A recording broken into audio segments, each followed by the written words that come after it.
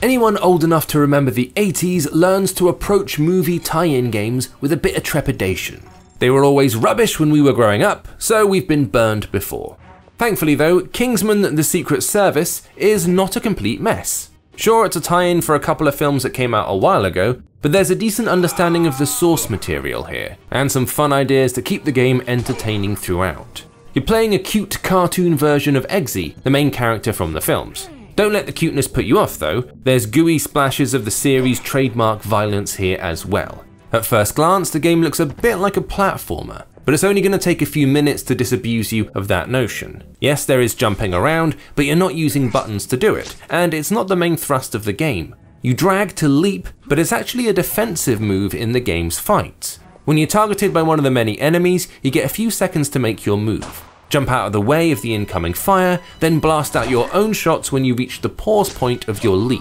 It's smart, and it means the action doesn't demand perfection from the admittedly imperfect controls. You've got a bunch of different gadgets you can use. The umbrella gun lets you shoot and defend yourself, the knife shoe lets you take running attacks. You've got AR glasses that can hack into various bits of technology as well. When the game is flowing and you're darting around the screen taking out bad guys left, right and center, it feels great.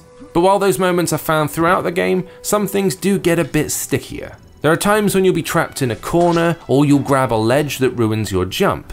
It's never enough to destroy the experience, but it is a bit of a shame.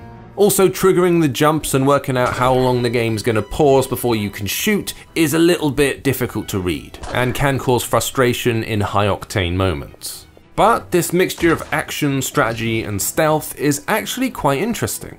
It's well put together, it's got some neat ideas, and at its best, it's a lot of fun. The controls and combat can be a bit fiddly, and the targets you're supposed to tap a little bit too small, but these issues are like annoying nudges rather than full kicks to the crotch.